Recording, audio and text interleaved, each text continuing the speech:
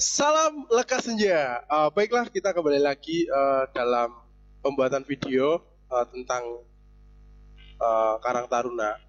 Jadi sore hari ini kita nanti akan membahas tentang Karang Taruna. Tapi sebelum kita masuk ke Karang Taruna, saya akan menjelaskan terlebih dahulu. Jadi lekas senja ini kembali lagi aktif di dunia YouTube. Sebelumnya kita juga udah pernah bikin YouTube selama mungkin bulan Januari, tapi karena ada virus yang sangat mengencangkan dunia atau bahaya banget bagi dunia, maka dari itu kita juga ikut lockdown. Jadi kita tetap harus ikut pemerintah, tapi kita nggak akan membahas itu. Yang pasti kita bakalan membahas tentang Karang Taruna tadi. Jadi Karang Taruna itu awalnya dibentuk itu pada tanggal 26 September tahun 1960. Jadi kita udah lama banget sebenarnya mengenal apa itu Karang Taruna, tapi beberapa tahun akhir ini aja kita yang harus gencar dengan itu Karang Taruna, dengan generasi muda, generasi pembangun bangsa, generasi pembangun negeri. Jadi pemerintah sangat respect dalam pengadaan dana untuk gimana Karang Taruna supaya hidup. Jadi Karang Taruna itu adalah wadahnya, jadi pengembangan bakat untuk generasi muda. Maka dari itu pada sore hari ini tepatnya kita akan membahas tentang Karang Taruna itu di tingkat desa. Jadi kita tidak mengacu tentang Karang Taruna tingkat provinsi ataupun tingkat kabupaten ataupun tingkat kota. Jadi kita akan membahas tentang di desa dulu. Jadi sore hari ini yang cerah, kita berikan salam terlebih dahulu untuk Indonesia. Jadi salam Indonesia. Jadi luar biasa sekali. Oke, baik, langsung saja, nggak usah kita panjang lebar. Kita kedatangan 3 narasumber yang sangat luar biasa. Langsung perkenalkan diri aja sama dari Karang Taruna mana. Itu silahkan dari siapa yang mau. Urut aja lah, urut. Baiklah, perkenalkan nama saya Rifki Muhammad Sotek. Saya Ketua Umum dari Muda Krida Utama. Saya membawai 3 wilayah sekaligus, Mantenan, Mandungan, dan Kedon. Saya mempunyai 2 partner. Biar mereka perkenalan sendiri. Siap.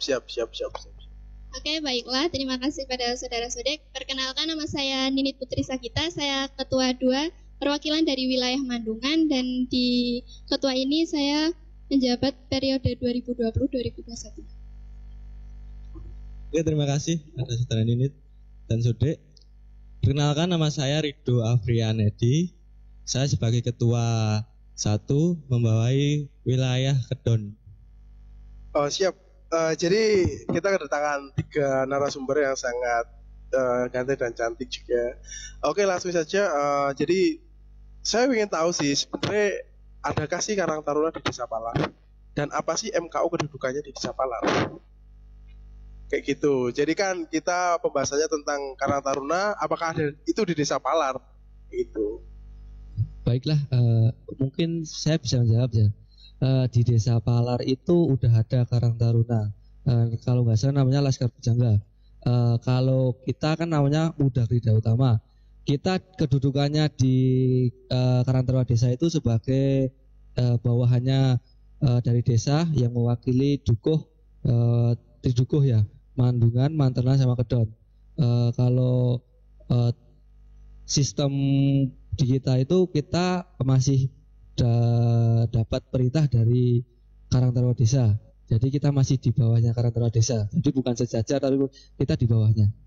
Oke, jadi emang ada ya Karang Taruna di Desa Palar, tapi kedudukannya MKU sendiri atau Muda Krida Utama tetap di bawahnya. Oke, itu emang secara struktural juga kayak gitu. Tapi saya lebih pengen tahu nih tentang Muda Krida Utama itu apa. Sebenarnya kiblatnya apa sih?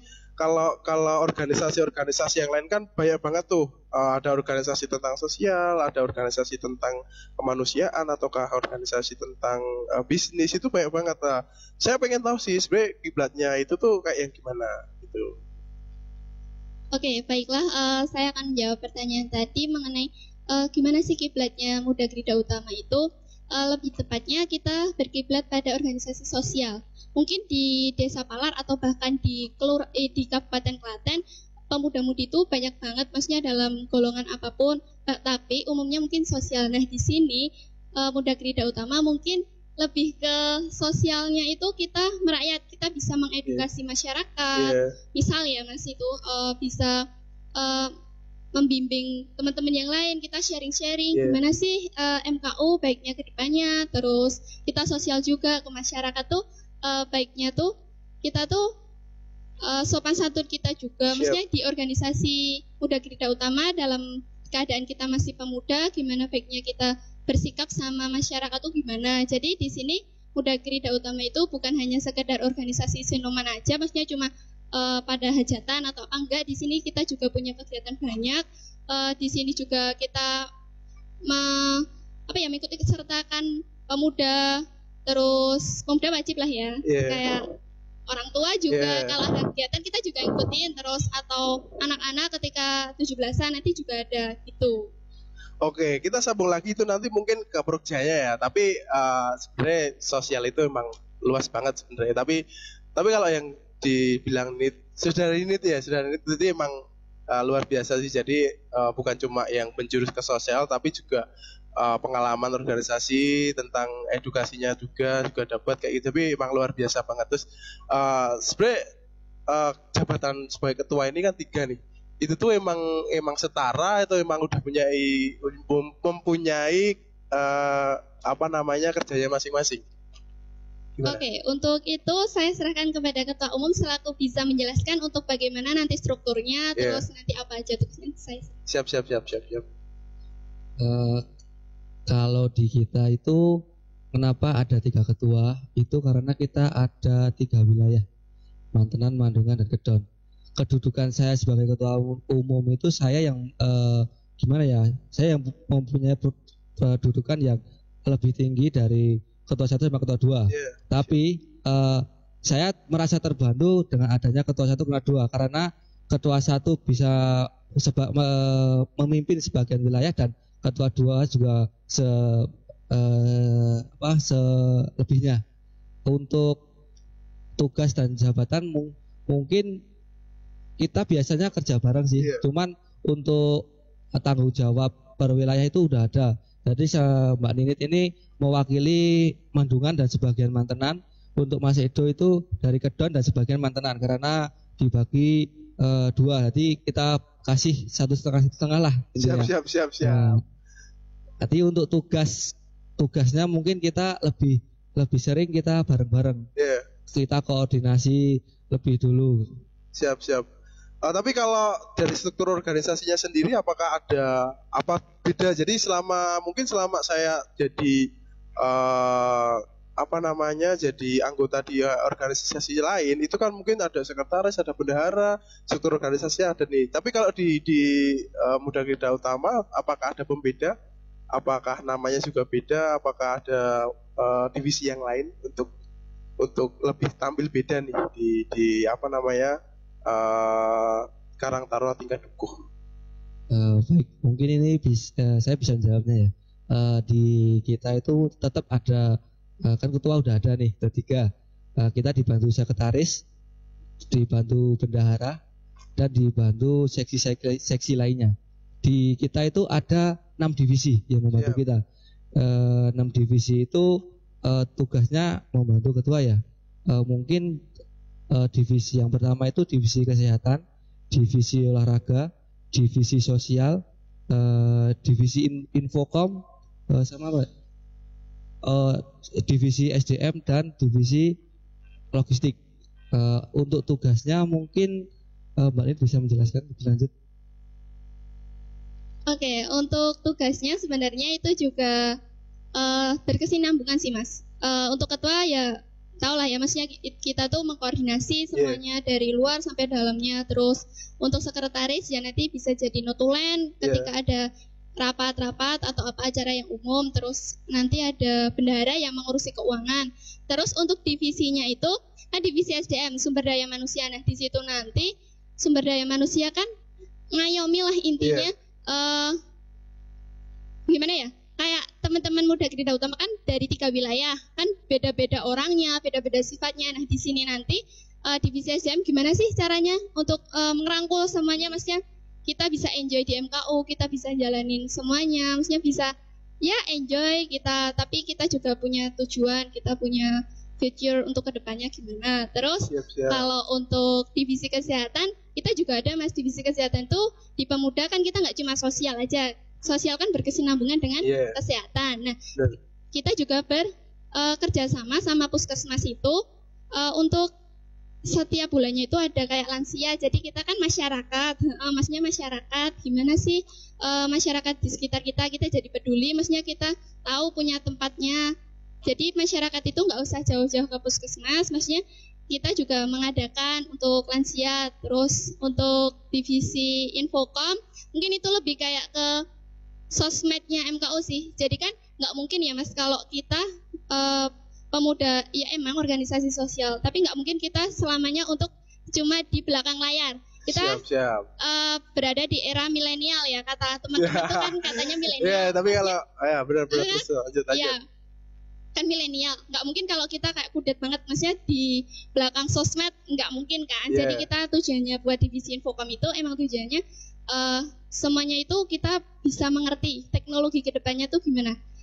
Teknologi semakin berjalan, kalau kita mundur kan nggak kesinambungan, nggak jalan kan. Ya udah, jadinya kita tetap ngadain itu. Jadi nanti dari divisi Infocom bisa ngadain di IG atau di Line atau di apapun, di YouTube, bahkan kita sekarang udah punya YouTube, kita baru belajar lah ya intinya gitu. Tapi tolong dong sebutin apa sih media sosialnya, mungkin nanti kan teman-teman pada tahu nih, siapa tahu kan MKU atau divisi apa namanya divisi sosial ya, bukan yang media kegiatan itu Infocom ya, media Infocom itu update-nya apa aja sih? Nanti kan siapa tahu tentang Ronggo Warsito, mungkin sini Ronggo Warsito ya. Ya jadi siapa tahu nanti pengen tahu tentang Ronggo Warsito itu apa, tadi tolong sebutin apa sih media sosialnya dari MKU itu.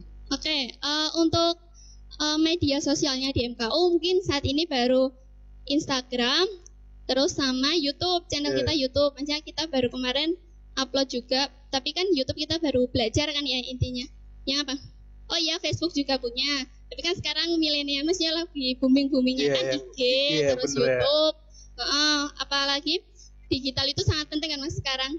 Nah, untuk masalah Ronggo Warsito itu kita masih rencana lah ya intinya. Kita baru belajar kemarin, baru kita buat video tentang Inom, ya kayak partnya gitu. Bisa dilihat kok Mas. Iya, siap. Oke. Terus gimana lagi Mas? Sampai mana tadi? Sampai mana? Maksudnya divisinya. Oh iya, oke.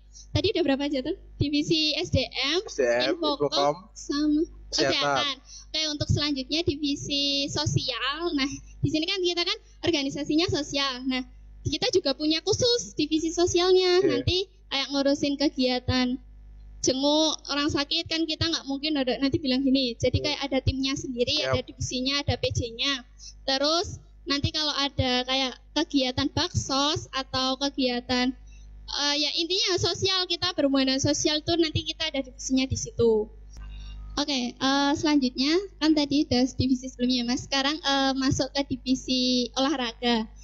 Nah, siap. Di divisi olahraga ini nanti banyak Mas kegiatannya. Maksudnya enggak, kan kita tadi udah jelasin banyak divisi. Nah, awalnya kan divisi cuma maksudnya di MKU kan cuma organisasi sosial. Tadi kan atasnya tadi bilangnya kita cuma organisasi sosial, tapi di sini kita nggak cuma monoton sosial aja. Jadi nanti ada kayak divisi olahraga. Di sini nanti kemarin kita udah coba futsal untuk yang cowok, terus renang bisa campuran lah, tapi nanti di tempat sesuai divisinya. Terus ada kegiatan lari jogging, terus ada goes-goes, maksudnya kita sepedaan di mana, nanti kita bawa makanan sendiri nanti kita. Tapi pernah kemana nih goesnya nih? Sekarang kan lagi booming banget nih tentang goes yang mungkin lagi pandemik dan kita diharuskan untuk di rumah dan kita tidak boleh yang keluar karena social distancing ya.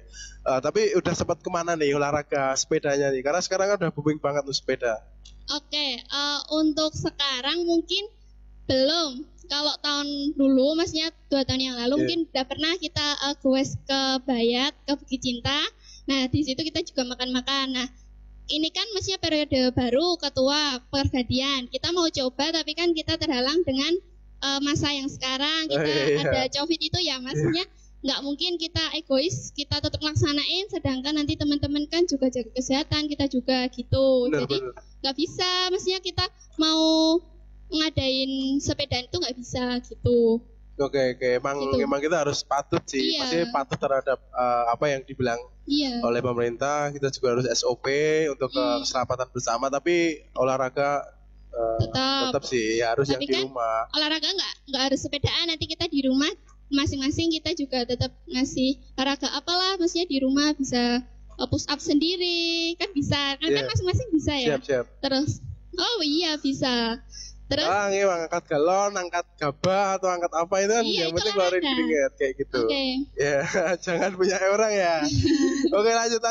Oke, untuk olahraga sendiri itu juga kita nggak terlalu ini tuh kita olahraga harus gini enggak, tapi kita juga lihat sikon, lihat teman-teman tuh gimana Iya. kondisinya juga. Sekarang kita nggak bisa ngelakuin apa-apa, maksudnya terlalu banyak kegiatan kumpul-kumpul juga kita nggak bisa gitu. Oke. Oke, untuk divisi mungkin kurang satu lagi ya mas, satu lagi ya. Oh iya, nanti selanjutnya divisi logistik akan dijelaskan oleh partner saya. Oke, kita masuk ke divisi logistik ya. Divisi logistik itu di MKU juga ada, itu tentang perkap sama inventaris ya. Wah, ini kayaknya itu tuh slow aja, Mas. Slow Masih gitu loh. tegang soalnya. Oh ya. Slow. Oh Maaf ya, iya. Mas. Kita kan udah itu ya, sering Iya, ketemu jadi biasa aja kayak gitu loh.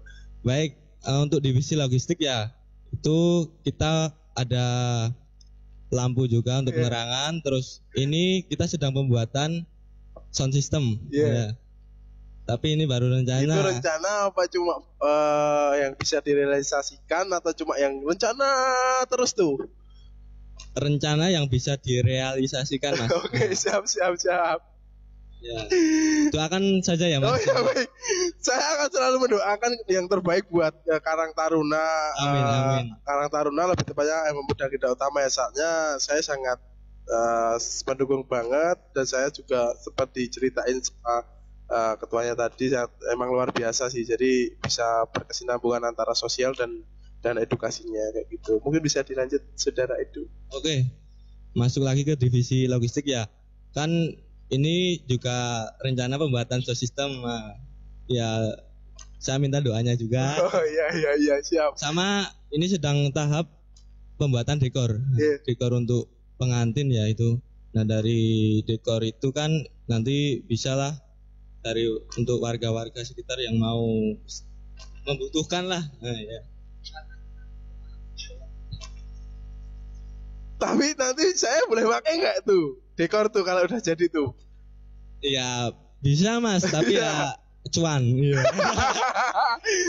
Itu kalau saya tuh mesti bahasnya cuan tuh gitu. Oke, langsung jadi udah berapa tahun sih MKU berdiri itu? Ini kayaknya mau ulang tahun yang ke-32. Kapan Ya, tuh? Kira-kira kapan tuh ulang tahunnya? tanggal 30 Juli. Ini bentar lagi nih. Oh, slow men. Yang itu tanggal berapa tuh? 30 Juni. 30 Juni ya. Oh, raya tanggal 30 Juni. Jadi bentar lagi dong ya. Udah punya konsep apa nih dari MKU nih buat acara besok tuh? Bagus nih Mas. Iya, gimana? Kalau saya agak menarik nih tentang konsep, soalnya saya suka banget tentang konsep acara tuh kayak gimana gitu. Jadi kalau dari kita dari panitia juga kan kita juga membuat panitia HUT untuk ulang tahun besok itu. Iya. Nah, di sini kita buat konsep camping ground. Oke, camping ground. Ya. Oke, ke Tawangmangu Jang. Kita jadinya Enggak. Intinya itu menyatu sama alam. Oke, menyatu dengan alam. Terus Kan gini, kita mau buat itu di sawah yang udah tidak terpakai. Nah, di dukuh kita, nah itu kan ada sawah. Nah, itu udah tidak terpakai. Itu kita ratain dulu.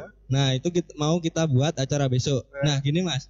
Kita mau buat di sana, mau buat temanya alam, dengan konsep alam. Iya, menyatu dengan alam. Tuh gini, kan tema alam ya Mas. Iya. Camping ground. Kita ada kita buat itu nanti kan panggung. Nah itu kita kasih panggung, terus ada tendanya juga, samping-sampingnya. Nah terus itu kita hias sama tengah-tengahnya, nanti kan ada api unggun. Nah melingkar di situ kan bagus banget tuh Mas. Iya bener, emang cocok banget sih itu sama konsep alamnya, kita menyatu dengan alam. Oke lah, berarti udah ada pandangan yang sangat menarik sih sebenarnya dari MKU. Jadi saya udah tahu sebenarnya MKU itu tidak kalah dengan Karang Taruna di tingkat kota ataupun tingkat provinsi ya. Jadi emang kita juga punya sisi sosialnya, MKU juga punya sisi edukasinya juga, pembelajaran pengalaman, tapi yang sangat luar biasa sih. Oke, jadi saya sebenarnya kurang satu pertanyaan lagi deh. Nanti dijawab sama siapa saya terserah ya. Jadi sebenarnya Karang Taruna itu tidak hanya untuk ke sosial, tapi untuk mensejahterakan ekonominya masyarakat. Lah, dengan Ronggo Warsito, dengan aset desa Palar yang sangat luar biasa ini, adakah gagasan atau suatu terobosan untuk meningkatkan sumber daya manusia dan ekonominya manusia di Tridukuh dan di desa Palar itu kayak gimana? Untuk meningkatkan ekonominya warga masyarakat Tridukuh. Sebenarnya kita kan udah ada gambaran nih untuk Tridukuh ini untuk meningkatkan ekonomi masyarakat yang ada di Tridukuh. Nah, itu kan di sini kan juga ada wisata-wisata juga. Ada juga itu makam Ronggo Warsito ya Mas. Nah, itu kita mau mengajak masyarakat itu untuk mengelola makam Ronggo Warsito itu supaya lebih menarik. Oke, jadi mungkin bisa ditambahkan sama Ninit. Saya akan tambahin untuk gimana sih pemuda itu supaya maksudnya di masyarakat nggak cuma sosial, kita juga punya buat pengembangan ekonomi. Nah, kan di sini kita dekat sama makam Ronggo Warsito, mungkin di situ kan juga tempat wisata. Nah, kita kan sebagai pemuda, maksudnya kita juga punya inisiatif, maksudnya gimana caranya kita bisa membuka kayak sedikit kegiatan apa, misal ya Mas, mungkin dari gagasan kami kita ngadain kegiatan, misal kita ngadain kegiatan festival, itu kan mestinya kita banyak, mestinya kita besar. Nah di situ nanti kita maksudnya kan kadang biasanya ada festival atau wayangan mungkin ya, yang biasanya itu kan pakai penjual di masyarakat, maksudnya penjualnya tuh dari luar Palar, kan maksudnya kan kita. Nah padahal tujuan kita festival ini juga kita bisa mengeluarkan maksudnya menciptakan ekonomi dikit lah setidaknya buat masyarakat itu bisa mengembangkan, mungkin ada yang jualan baju atau jualan makanan kecil-kecilan. Di situ nanti kita nggak cuma jualan itu, maksudnya nggak hanya jualan. Nah itu kan di masyarakat secara face to face, maksudnya secara langsung. Nah untuk sosmednya tadi kita juga pakai, kita kan tadi ada divisi Infocom ya Mas, kita mainkan di situ, kita shoot maksudnya gimana mengenai Ronggo Warsito, kita shoot terus Ronggo Warsito itu kelebihannya apa sih? Orang kan pasti kepo Mas, maksudnya banyak kan yang mau mengambil judul tentang Ronggo Warsito itu apa-apa. Nah di situ kita shoot terus kita edit, kita olah-olah gimana caranya nanti kita ketika diupload orang yang melihat itu tuh tertarik dan bisa mengunjungi di sini. Nah nanti kita juga bekerja sama pemerintah desa, mungkin kalau ada kesempatan kita punya kayak kita ngajuin, maksudnya Pak atau Bu, di sini kita punya Ronggo Warsito itu kita gunakan sebaik-baiknya, jangan cuma dianggurin, maksudnya kita kembangkan lagi, kita kulik-kulik lagi lah gimana tentang Ronggo Warsito supaya orang-orang di luar sana tuh paham mengenai Ronggo Warsito itu apa. Gitu. Jadi gini aja deh, saya yakin dengan kalian semua, saya yakin dengan MKU, saya tunggu video selanjutnya tentang Ronggo Warsito. Kayak gitu aja. Ya, asik kan? Jadi tantangan buat kalian nih dari saya emang ciptakanlah Ronggo Warsito itu apa. Sejarahnya sangat luar biasa. Kayak gitu. mungkin kata-kata terakhir untuk menutup pembicaraan kita pada sore hari yang sangat luar biasa. Saya terheran dengan isu dari Edo karena sangat dia euforia banget nih sampai mengeluarkan keringetnya ya, itu. Oke lah, jadi kata terakhir lah untuk dialog kali ini atau kesempatan kali ini. Mungkin kata terakhir sebelum masuk saya kata terakhir, mungkin saya mau mengingatkan dulu ya ini. Jangan lupa untuk memfollow IG kita MKU. Nanti kita kasih link di bawah sama YouTube-nya sekalian jangan lupa di subscribe ya. Kalau kata lonceng tuh, lonceng. Kalau kata di gitu subrek. Siap. Terus lanjut sama Facebook kita juga punya Facebook. Nanti kita kasih linknya di bawah. Jangan tunggu notif dari kita mau bikin kegiatan yang sangat menarik. Ditunggu aja. Semua divisi kita libatkan, semua masyarakat kita libatkan, terutama dari Ronggo Warsitonya. Mau kita naikkan lagi namanya biar semua terkenal kalau Ronggo Warsito. Kita punya Ronggo Warsito dan Ronggo Warsito itu siapa sih? Nanti kita buat film kalau film dokumenter terlalu tinggi ya, kita masuk ke bawah dulu, nanti perkenalan dulu aja sebelum kita masuk ke film dokumenternya. Kita perkenalan dulu Ronggo Warsito seperti apa. Mungkin ditunggu aja beberapa waktu ke depan sambil nunggu pandemi COVID-19 ini hilang dan kita kembali normal, kita menjalani agenda kita yang sudah direncanakan. Dan saya minta doanya untuk pandemi ini semoga segera berakhir. Sama minta doanya buat MKU yang mau ulang tahun supaya diberi rasa kekeluargaannya lagi, karena kita banyak orang, kita di Dukuh itu enggak kecil, nanti kita banyak, kita minta doanya supaya kita tetap terjaga keharmonisannya, keanggotaannya bisa terjaga, sama minta mungkin di IG mungkin saya mau bikin challenge ya. Mau ucapan selamat ulang tahun buat Muda Rida Utama, ntar kita kompilasikan, kita upload di IG atau di Facebook, mungkin di YouTube juga bisa. Ya, siap. Oke, itu aja. Jadi kata-kata terakhir atau ucapan terakhir yang udah disampaikan oleh Saudara Sutik selaku Ketua Utama dari Muda Rida Utama. Oke. Cukup sekian pembicaraan kita pada sore hari ini. Saya ucapkan banyak terima kasih atas informasinya yang sangat luar biasa untuk kami dan buat masyarakat yang ada di luar sana. Tentunya saya tutup. Assalamualaikum warahmatullahi wabarakatuh. Tetap kita salam terlebih dahulu. Salam lekas senja.